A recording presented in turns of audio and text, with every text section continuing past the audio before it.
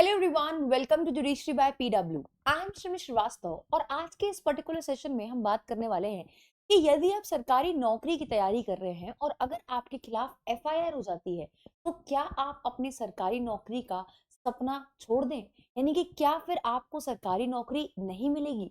इसके बारे में हम आज के इस पर्टिकुलर सेशन में बात करेंगे। But before starting with the session I always getting random messages over the fact that कि मैम हम तैयारी कर रहे थे यूपीएससी की, हम तैयारी कर रहे थे जुडिशरी की, हम तैयारी कर रहे थे रेलवे की, हम तैयारी कर रहे थे आर्मी ऑफिसर बनने की, लेकिन अब हमारे खिलाफ जानबूझ के किसी ने एफआईआर लिखवा दी है और एफआईआर में सो एंड सो ऑफेंसेस आपके मेंशन। तो मैम क्या अब हम तैयारी छोड़ दें, क्या अब हमें सरकारी नौकरी नहीं मिलेगी। तो इस पे जो है ऑनरेबल सुप्रीम कोर्ट ने बहुत बार, मतलब देयर आर मल्टीपल केसेस जहां पे सुप्रीम कोर्ट ने प्रॉपर गाइडलाइंस दी हैं कि अगर कोई एक एस्पिरेंट है जो तैयारी कर रहा है किसी एग्जामिनेशन की, या कोई एक पर्सन है जो सरकारी जॉब में है और उसके खिलाफ अगर केस हो जाएगा तो फिर क्या किया जाएगा। क्या उसकी सरकारी नौकरी से उसको हटा दिया जाएगा, रिमूव कर दिया जाएगा, या उसको कंटिन्यू करने दिया जाएगा। या फिर जो पर्सन तैयारी कर रहा है एग्जाम की, तो अगर उसके खिलाफ एफआईआर हो गई है तो क्या आप उसको एलिजिबल करोगे, यानी कि आप क्या उसको, अगर उसका सिलेक्शन हो जाता है इस पेपर में, तो क्या फिर वो नौकरी अपनी ज्वाइन कर सकता है। इसके बारे में आज के इस पर्टिकुलर सेशन में डिटेल में डिस्कस करने वाले हैं। नाउ, एक गवर्नमेंट जॉब हमारे देश में एक सबसे ज्यादा रिलायबल और यू कैन से कि भाई सिक्योरिटी की जॉब मानी जाती है कि भाई अगर आपकी सरकारी नौकरी है ना तो आप सबसे ज्यादा सिक्योर हो। और नॉट ओनली सिक्योरिटी बट हमारे देश में जब भी हम सरकारी नौकरी की बात करते हैं तो आपको एक जो है रिस्पेक्ट मिलती है सोसाइटी में, और आपको रिस्पेक्टेबल मेंबर हो जाते हैं एक तरीके से सोसाइटी की। भाई इनकी तो सरकारी नौकरी है, तो रेलवे में काम करते हैं, तो पुलिस में काम करते हैं, राइट। तो हमारे देश के यूथ जो है, क्योंकि पेरेंटिंग हमेशा हमारे फैमिली में ऐसे होती है कि भाई सरकारी नौकरी जो है वो बहुत ही अच्छी है और सरकारी नौकरी सिक्योर होती है और हमेशा के लिए आप सिक्योरिटी आपके पास हो जाती है लाइफ में, आपके बीवी बच्चों को परेशान नहीं होना पड़ता।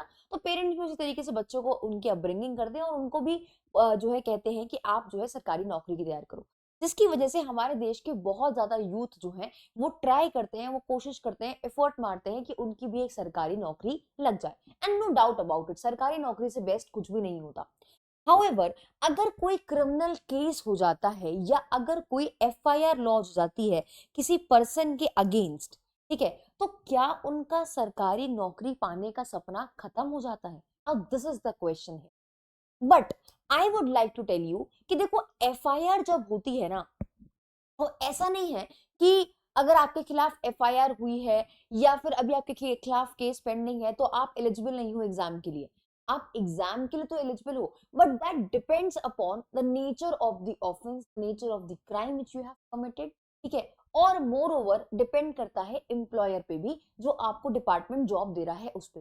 नाउ एक एक करके हम मोस्टली सारे डिपार्टमेंट की बात करने वाले हैं। यहाँ पे कहता है कि जो पॉसिबिलिटी है गवर्नमेंट जॉब पाने की डिस्पाइट अ क्रिमिनल रिकॉर्ड, कि भाई आपका एक क्रिमिनल रिकॉर्ड है उसके बाद भी आपको सरकारी नौकरी मिल सकती है, लेकिन वो चीज बेसिकली डिपेंड करती है बहुत सारे फैक्टर्स पे।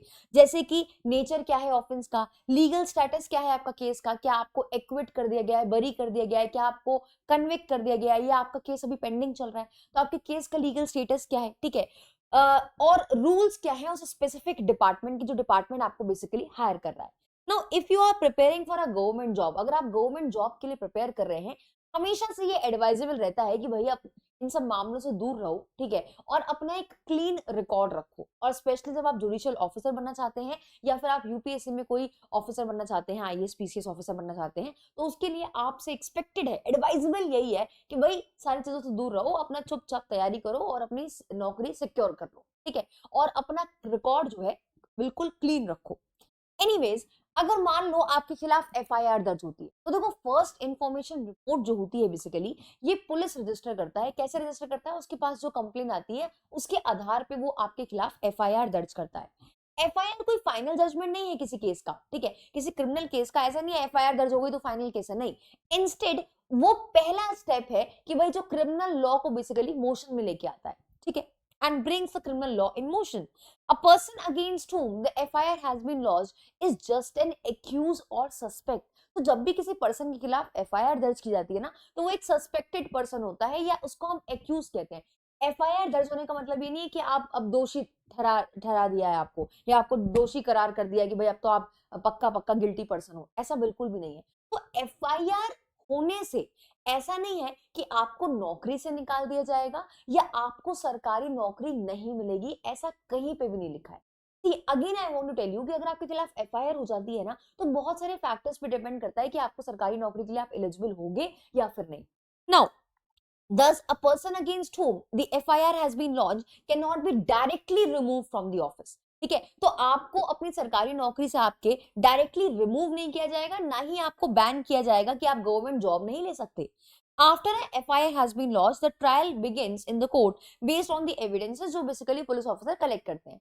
At the end of the full trial, जैसे वो पूरा ट्रायल खत्म हो जाता है ना, उसके बाद नतीजा आता है, कोर्ट डिक्लेयर करती है कि पर्सन जिसके खिलाफ एफआईआर दर्ज हुई थी, क्या वो दोषी है या वो निर्दोषी है। ठीक है, क्या वो पर्सन जो है कन्विक्टेड है, हम उसको कन्विक्ट कर रहे हैं या हम उसको बरी कर रहे हैं, एक्विट कर रहे हैं। ठीक है, अब वो गिल्टी है या फिर नहीं, ये डिपेंड करता है आपके ट्रायल के रिजल्ट पे, यानी कि जजमेंट पे। तो कोर्ट ने ट्रायल कंडक्ट किया, जजमेंट आया, उसमें आपको पाया कि आप गिल्टी हो, दोषी हो आप, तो फिर आपको रिमूव किया जा सकता है गवर्नमेंट जॉब से। एंड दैट टू सारे केसेस में ऐसा नहीं होता। ठीक है, again it depends on the department जो आपको बेसिकली जॉब दे रहा है, जो जॉब आपको ऑफर कर रहा है। ठीक है, however a person can be suspected from his job or a candidate be rejected from the government job if a criminal case is pending against him and the allegation against the person are of serious nature। यहां पे कह रहा है कि अगर मान लो एक person को सस्पेंड भी किया जा सकता है और इनफैक्ट कैंडिडेट के जॉब को, गवर्नमेंट जॉब को रिजेक्ट भी किया जा सकता है कैंडिडेट को गवर्नमेंट जॉब से। किस बेसिस पे? अगर कोई केस उनके खिलाफ पेंडिंग है तो भी उनको बेसिकली रिजेक्ट किया जा सकता है और सस्पेंड किया जा सकता है जॉब से। कब? जब ऑफेंस ऐसा हो जो सीरियस नेचर का हो। ठीक है, जहां पे ऑफेंस आपका सीरियस नेचर का हो या फिर ऑफेंस इन्वॉल्व्स मॉरल टर्पिट्यूड, तो उन केसेस में अगर आपके खिलाफ केस पेंडिंग भी है ना, तो आपको शायद जॉब से सस्पेंड कर दिया जाएगा, आप सरकारी नौकरी में ऑलरेडी हो तो, और अगर आप ट्राई कर रहे हो सरकारी नौकरी के लिए तो हो सकता हो आपको रिजेक्ट कर दिया जाए। In such cases the discretion lies with the employer, यानी कि जो डिपार्टमेंट आपकी हायरिंग कर रहा है ना, जो डिपार्टमेंट आपको सरकारी जॉब निकाली है जिस डिपार्टमेंट ने, उसके एम्प्लॉयर पे डिपेंड करता है। और ऐसा यहाँ पे सुप्रीम कोर्ट की गाइडलाइंस बताती है। सुप्रीम कोर्ट ने साफ साफ कह रखा है कि ये डिस्क्रिप्शन किसकी है? एम्प्लॉयर की, जो नौकरी दे रहा है। ठीक है, more over let's talk about the nature and severity of the offence. अगर मान लो पेटी ऑफेंस है, छोटे मोटे ऑफेंस है, चालान कट गया है, ठीक है, या फिर मान लो माइनर ऑल्टरकेशंस हैं, या फिर कोई ऐसे केसेस हैं जिसमें सिर्फ और सिर्फ फाइन इन्वॉल्व है, उसमें कोई सेंटेंसिंग नहीं है, उसमें कोई सजा नहीं देनी है, आपके ऊपर सिर्फ जुर्माना लगना है, तो उस केसेस में ये जो ऐसे माइनर ऑफेंसेस होते हैं, पेटी ऑफेंसेस होते हैं, ये बेसिकली जॉब को अफेक्ट नहीं करते, ये सरकारी नौकरी को अफेक्ट नहीं करते। ठीक है, जॉब प्रोस्पेक्ट्स को जो है अफेक्ट नहीं करते। क्यों नहीं करते? बिकॉज इसमें कोई कन्विक्शन नहीं होता है, इसमें सिर्फ और सिर्फ फाइन देना होता है। ठीक, अगर मान लो कोई सीरियस ऑफेंस है, offence like murder, rape, robbery, fraud, corruption, अगर ऐसा कोई भी आपके ऊपर आरोप लगा है तो दैट मेक्स इट इम्पॉसिबल, आरोप भी लगा है या फिर आपको आप गिल्टी पाए गए हो, ठीक है, यानी कि आप दोषी पाए गए हो, तो फिर it is impossible to secure a government job if found guilty. ठीक है, मॉरल टर्पिट्यूड, अगर ऑफेंस है जिसमें मान लो मॉरल टर्पिट्यूड इन्वॉल्व है, for example sexual violence is involve, sexual harassment है, ठीक है, या फिर कोई सेक्सुअल क्राइम है, अगर ऐसा कुछ किया है तो उसमें कैंडिडेट जो है वो इनएलिजिबल हो जाता है फॉर गवर्नमेंट एम्प्लॉयमेंट। तो ये कुछ हमने नेचर और सिवियरिटी देख ली है आपके क्राइम के। अब लीगल स्टेटस की बात करते हैं। तो अगर मान लो आपका केस पेंडिंग है तो क्या आपको रिजेक्ट कर दिया जाएगा गवर्नमेंट जॉब से अगर आप सेलेक्ट हो गए हैं तो? अगर केस पेंडिंग है, the case is pending but court ने अभी आपको गिल्टी प्रूव नहीं किया है, तो कुछ डिपार्टमेंट्स बेसिकली कंसिडर करते हैं कैंडिडेट को। However, the appointment is often conditional। अगर कुछ डिपार्टमेंट जो कंसिडर करते हैं ना, वो क्या करते हैं कि अपॉइंटमेंट को कंडीशनल कर देते हैं कि भाई ये डिपेंडेंट है कोर्ट के वर्डिक्ट पे। कोर्ट ने अगर आपको निर्दोषी पाया तो हम आपकी अपॉइंटमेंट आपकी हो जाएगी, आप ज्वाइन कर सकते हैं ऑफिस। अगर आप दोषी पाए गए तो आपको नौकरी नहीं मिली।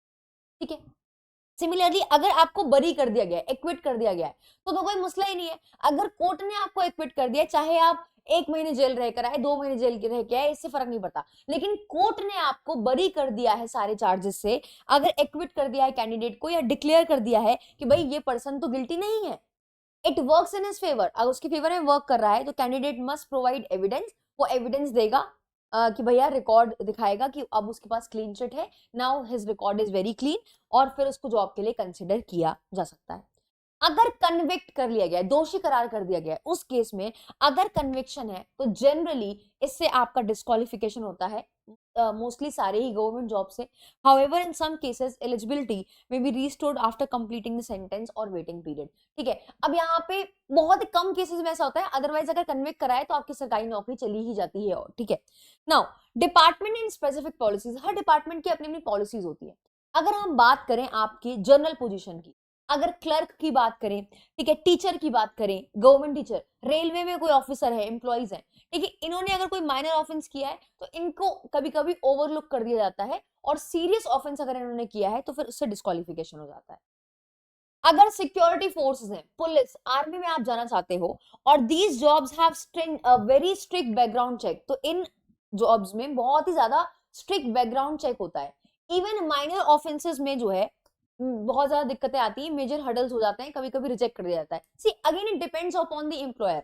एम्प्लॉयर देखेगा कि किस तरीके का आपने अपराध किया है, क्या सीरियसनेस है उसकी। ठीक है, जुडिशियल ऑफिसर, अगर आपको जुडिशियल ऑफिसर बनना है तो भाई आपका एक क्लीन रिकॉर्ड मैंडेटरी है। जज बनने जा रहे हैं ना आप, न्याय करने जा रहे हैं, तो आपका जो रिकॉर्ड होना चाहिए वो बिल्कुल क्लीन होना चाहिए, ये मैंडेटरी है फॉर द रोल ऑफ जजेस एंड लीगल ऑफिसर। नाउ अगर आप पब्लिक सेक्टर अंडरटेकिंग में जा रहे हैं, पीएसयूज में जा रहे हैं अगर आप, तो रूल्स वैरी करते हैं ऑर्गेनाइजेशन टू ऑर्गेनाइजेशन। ठीक है, with each PSU setting up their own policies, तो हर अपना पीएसयू अपनी अपनी पॉलिसीज बना रहा है रिगार्डिंग द क्रिमिनल रिकॉर्ड्स। कुछ जो है अगर केस पेंडिंग होता है आपका, तो देखते हैं कि भाई किस तरीके का ऑफेंस है, नेचर क्या है ऑफेंस का, पेटी ऑफेंस है तो अलाउ कर देते हैं, सीरियस ऑफेंस है तो अलाउ नहीं करते। तो यहाँ पे it all depends on several factors. Now what to do if you have a criminal record, अगर आपका क्रिमिनल रिकॉर्ड है तो आपको क्या करना है। मान लो आपके खिलाफ एफआईआर पेंडिंग है और आपका जुडिशियल ऑफिसर में सिलेक्शन, आपका जो है सॉरी किसी और डिपार्टमेंट में सिलेक्शन हो जाता है, क्योंकि जुडिशियल ऑफिसर के लिए तो ये नीड अ क्लीन रिकॉर्ड। लेकिन अगर मान लो आपको रेलवे में भर्ती हो जाती है, ठीक है, अब रेलवे में आप ऑफिसर बन गए हैं, लेकिन आपके खिलाफ जो है एग्जाम में रिजल्ट आ गया है, आपने रिजल्ट पास कर लिया है, और अब आप जो है लेकिन आपके खिलाफ एफआईआर हो रखी है, तो उस केस में आप क्या करोगे। आप कोई भी चीज छुपाओ मत। इनफैक्ट जब आपसे फॉर्म भराया जाता है तो जो आपसे मांगा जाता है ना रिकॉर्ड्स, आपके क्रिमिनल रिकॉर्ड्स मांगे जाते हैं कि क्या प्रीवियसली आप किसी क्रिमिनल एक्टिविटी में इन्वॉल्व थे, तो उसके लिए आप टिक करते हो, उसमें झूठ नहीं बोलना। आप अगर झूठ बोलोगे तो पक्का फंसोगे। तो बेटर ये है कि अपने सारे सिचुएशन कि भाई एफआईआर हुई है, अभी गिल्टी नहीं पाया गया है, या फिर केस पेंडिंग चल रहा है, ये सारे ऑफेंसेस, ये सारे चार्जेस लगे हुए हैं, तो आप अपनी बात बिल्कुल स्पष्ट सही सच लिखें अपने फॉर्म में, फॉर्म फिल करते टाइम, और कुछ भी बात छुपाए ना। फिर एम्प्लॉयर जरूर कंसिडर करता है आपका, डिपेंडिंग ऑन द केस कि क्या भाई केस है आपका। ठीक है, if the job application ask about the criminal record, अगर आपसे जॉब एप्लीकेशन में क्रिमिनल रिकॉर्ड के बारे में पूछा है तो आपको ट्रुथफुल इंफॉर्मेशन प्रोवाइड करना है। अगर आपने झूठ बोला तो पक्का डिस्क्वालिफिकेशन होगा, आप जॉब खो दोगे अपनी। कीप लीगल डॉक्यूमेंट्स, आपको अपने लीगल डॉक्यूमेंट्स अपने पास बिल्कुल सही रखने हैं। कॉपी, कोर्ट के रिकॉर्ड्स की कॉपीज आपके पास होनी चाहिए, कोर्ट के जजमेंट की कॉपी आपके पास होनी चाहिए, कोर्ट अगर पेंडिंग है तो उस पे उसके रिस्पेक्ट में आपके पास वो होनी चाहिए। अब एफआईआर हो जाती है, अब एफआईआर में क्या हुआ कि पार्टीज में आपस में सेटलमेंट हो गया, तो आपके पास पुलिस से एक पुलिस क्लियरेंस सर्टिफिकेट होना चाहिए कि भाई मेरा कोई भी क्रिमिनल रिकॉर्ड नहीं है। ठीक है, तो पुलिस से आपको क्रिमिनल क्लियरेंस सर्टिफिकेट लेना है, अगर मान लो कॉम्प्रोमाइज हो गया है, एक्विटल हो गया, तो आपके पास जजमेंट होना चाहिए कि भाई मेरा को यहाँ पे बरी कर दिया गया है। तो इस तरीके से आपको अपने पास रिकॉर्ड्स रखने पड़ेंगे, आपको अपना पक्ष मजबूत करके चलना पड़ेगा कि भाई मेरे पास सारे रिकॉर्ड्स हैं। अगर एफआईआर पेंडिंग चल रही है और अभी इसमें कुछ भी नहीं हुआ है, तो आपको बताना पड़ेगा कि एफआईआर बस पेंडिंग है, ये सारे ऑफेंसेस। एफआईआर कराई थी लेकिन फिर कॉम्प्रोमाइज हो गया पार्टीज में, तो फिर आपको पुलिस से एक क्लियरेंस सर्टिफिकेट लेना पड़ेगा। आपका कोर्ट पेंडिंग चल रहा है अभी, ठीक है, तो फिर आपके जो भी कोर्ट के ऑर्डर्स उस बीच में आए हैं वो आपको अपने पास बिल्कुल इंटैक्ट रखने हैं, अपने पास रखने हैं, अवेलेबल रखने हैं उसकी कॉपीज। अगर आपको बरी कर दिया है तो उस जजमेंट की कॉपी होनी चाहिए, एक्विट कर दिया है तो उसकी भी कॉपी होनी चाहिए। तो सारी चीजें आपके पास होनी चाहिए। इसके अलावा आप एक लॉयर को कंसल्ट कर सकते हो ये समझने के लिए कि आपको कैसे अपना रिकॉर्ड को क्लीन कराना है। ठीक है, और वो एड्रेस कर देगा आपके सारे ही लीगल कंसर्न अगर आप कुछ भी कहीं पर भी फंस गए। ठीक है, review the eligibility criteria for specific government jobs and seek clarification from the concerned department if necessary। तो अगर मान लो आप किसी डिपार्टमेंट में अप्लाई करना चाहते हो तो पहले तो उसके सारे रूल्स, उसकी एलिजिबिलिटी क्राइटेरिया पहले अच्छे से समझ लो। कोई भी डाउट आ रहा है तो आप उस डिपार्टमेंट से क्लियर कर लो and then you apply for the job. तो यहाँ पे अगर मैं आपसे कहूँ कि अगर मैं इस टॉपिक को कंक्लूड करूँ कि क्या एफआईआर होने से आप अपने सरकारी नौकरी का सपना छोड़ दोगे, द आंसर इज नो। ठीक है, ऐसा नहीं है कि अगर आपके खिलाफ एफआईआर हो गई है तो आपको सरकारी नौकरी नहीं मिलेगी। There are lot of case, in fact एक केस था जहां Punjab and Haryana high court ने रिसेंटली कहा कि मैट्रिमोनियल का केस था। अब मैट्रिमोनियल का case is not an offence which affects society at large. तो उस केस में कांस्टेबल की पोस्ट से उसको हटा दिया गया था। जो एग्रीव पार्टी थी उसको हटा दिया गया था कांस्टेबल से पोस्ट से। अब ये मामला पहुंचा पंजाब एंड हरियाणा हाईकोर्ट, तो पंजाब हरियाणा हाईकोर्ट ने कहा कि मैट्रिमोनियल का मामला है, पहली बात तो उसको बाद में एक्विट कर दिया गया था, तो अब उसकी नौकरी को रिस्टोर करो। तो यहाँ पे कोर्ट ने कहा कि सिर्फ एफआईआर होने से या फिर अगर मान लो जो है मैट्रिमोनियल ऑफेंसेस है जो सोसाइटी एट लार्ज को अफेक्ट नहीं कर रहा है, तो आप उसके करियर को बर्बाद नहीं करोगे। और हमेशा कोर्ट जो है प्रोग्रेसिव स्टेप लेता है, हमेशा कोर्ट जो है हमेशा पॉजिटिव सोचता है। ठीक है, अगर मान लो एफआईआर सिर्फ हुई है और आपका अभी केस पेंडिंग अभी कुछ भी नहीं चल रहा, ना तो ट्रायल स्टार्ट हुई है ना कुछ भी हुआ है, तो एफआईआर होने पे आपको बस ये इन्फॉर्मेशन डिस्क्लोज करनी है, छुपानी नहीं है। क्योंकि अगर आप छुपाओगे, आप चालाक बनोगे, तो डिपार्टमेंट जो क्रॉस चेक कराता है ना, बैकग्राउंड चेक कराता है, तो वो पकड़ लेता है, तो फिर जरूर आप फंस जाओगे। लेकिन अगर आपने सच सच लिख दिया कि कोई पेटी ऑफेंस की एफआईआर लिख दी है, तो उसमें हो सकता है आप डिस्क्रिप्शन है एम्प्लॉयर की, आउट एंड आउट डिस्क्रिप्शन है एम्प्लॉयर की। ऐसा यहाँ पे सुप्रीम कोर्ट ने बहुत सारे केसेस में कहा है। So yes, this was all from my end in today's session. I hope you have liked it. Thank you.